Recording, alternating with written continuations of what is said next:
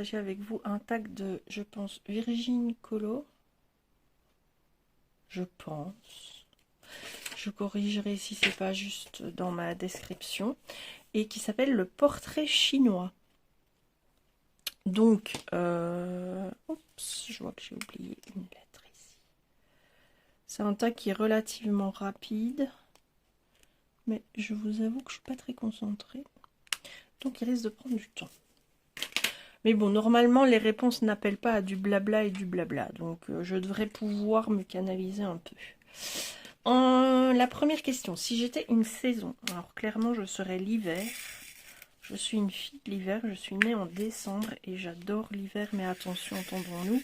L'hiver plus de mon enfance. Pas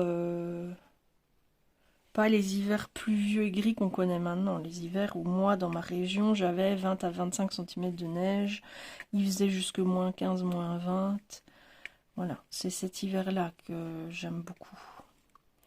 Mais oui, c'est l'hiver, ma saison préférée.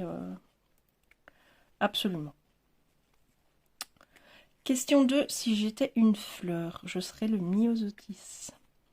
C'est une petite fleur des champs bleus, très résistante, qui fait des minuscules petites fleurs bleues et que j'ai toujours adoré cette plante. Que je trouve très très poétique. C'est un mot qui revient souvent sur ma chaîne, mais je trouve que le myosotis prête à la rêverie. Voilà. Si j'étais une couleur, je serais le turquoise. C'est ma couleur préférée. Si j'étais un animal, je serais un chat. Mais pas un chat des rues. Un petit chat de salon. Dorloté, chouchouté, capricieux et paresseux. Ce serait une vie idéale.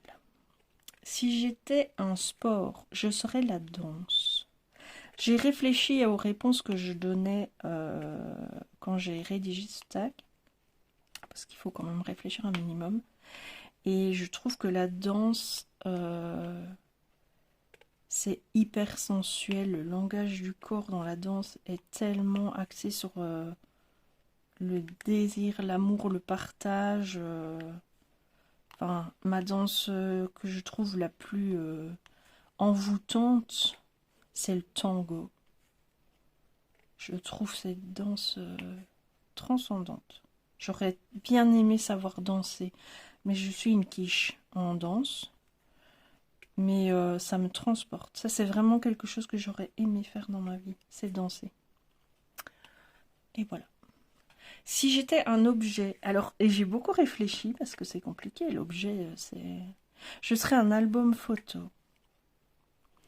Parce que je trouve cet objet rassembleur, nostalgique, chaleureux, rempli d'amour et de souvenirs. Enfin, un album photo, c'est... Ouais, c'est beau, quoi. Ça rassemble pour partager les anecdotes du passé. C'est... ouais, c'est ce que j'ai mis. Si j'étais un instrument de musique, j'ai hésité. J'ai hésité entre l'orgue et le violoncelle.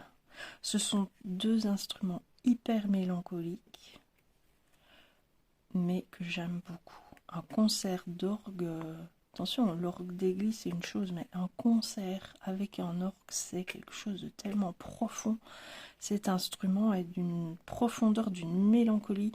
J'aime beaucoup. Maintenant, il faut avoir un solide état d'esprit parce que quand vous écoutez de la musique d'orgue, c'est chargé. Hein, c'est pas festif, quoi, si vous voyez ce que je veux dire. C'est vraiment pas festif, mais j'adore ça. Et le violoncelle, c'est un peu pareil, ça dégage cette mélancolie. On fait pas de la danse folklorique avec un violoncelle. Vous voyez, le violoncelle, c'est profond, c'est grave, c'est limite un peu triste. C'est pas comme un ukulélé, quoi. Le violoncelle, ça prête pas à la farandole. Enfin, pour moi, c'est comme ça que je le vois. Donc voilà. Oui, si j'étais un dessin animé. Alors là encore, c'est compliqué parce que vous avez toute ma période dessin animé d'adolescence parce qu'enfant, j'avais pas de télé. Donc j'ai même pas de culture dessin animé de mon enfance. À part quand j'étais à gauche, à droite, chez des gens qui avaient une télé. Et a posteriori, bah, les dessins animés que je connaissais enfant, c'était Rémi sans famille, archi triste, Candy, archi triste, Heidi, pas top non plus. C'est quand même chaque fois des orphelins qui sont malmenés, qui sont... Enfin, c'est pas rien, quoi. Et j'ai pensé à un dessin animé qui m'a beaucoup touchée, mais là j'étais déjà maman, j'étais déjà adulte, mais j'aimais beaucoup regarder ce dessin animé-là avec mes enfants. C'était Les Animaux du Bois de Katsu. C'était l'exode de tout un petit peuple des forêts au travers des humains et des... Je ne sais plus pour quelle raison ils devaient quitter l'endroit où ils étaient pour en retrouver un autre. Mais c'était l'exode, le besoin de travailler en communauté malgré les divergences, parce que dans le groupe, il y avait des proies et des prédateurs. Euh, il y avait évidemment tous les obstacles que les humains mettent sur la route des animaux, les routes, les barrières, la chasse, les pièges, tout ça. Et il y avait cette cohésion de groupe qui était là malgré tout. Donc c'est un dessin animé qui m'avait... C'était pas un dessin animé si rigolo, mais c'était un dessin animé plein de bon sens, je trouvais. Donc voilà. Si j'étais une boisson, ben, je serais l'eau. Parce que l'eau, c'est essentiel à la vie. Si j'étais un mot, je serais le mot partage. C'est un mot qui est presque disparu, partage. Le mot qui règne dans notre société, c'est plus l'individualisme. Alors que si on partageait, il y a plein de choses qui seraient très vite résolues. Le partage des connaissances, le partage des richesses, le partage de l'espace. Mais bon, voilà, ça c'est un autre débat. Si j'étais un pays, je serais le Canada en hiver dans les grandes plaines du froid. Voilà. Pour voir mon vrai hiver blanc, faire du traîneau. Ça, c'est vraiment un fantasme que j'ai. Je sais qu'il ne se réalisera jamais et ça ne me rend pas triste parce que faire des voyages, ça m'angoisse. Donc je sais que ça ne se fera pas. Mais voilà, c'est... Si la téléportation existe un jour, c'est là que je me rendrai. Si j'étais un moment... Alors, là encore, j'ai réfléchi. Si j'étais un moment, je serais le moment du premier baiser que j'ai eu avec mon mari. Voilà. Parce que ce premier baiser, il est fugace. Et la sensation qu'on ressent lors de ce premier baiser quand on est amoureux, bah, il se représente plus après.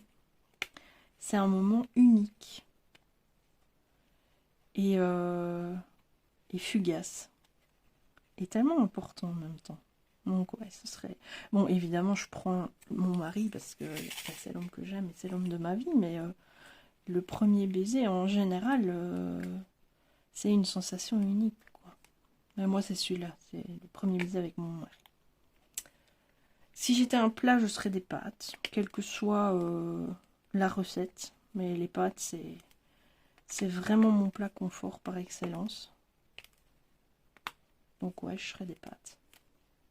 Si j'étais un jour de la semaine, je serais le dimanche. Parce que le dimanche a une saveur particulière, une sorte de lâcher prise, de repos. Alors je sais qu'on souffre beaucoup quand on travaille de la mélancolie du dimanche soir, parce que demain c'est lundi.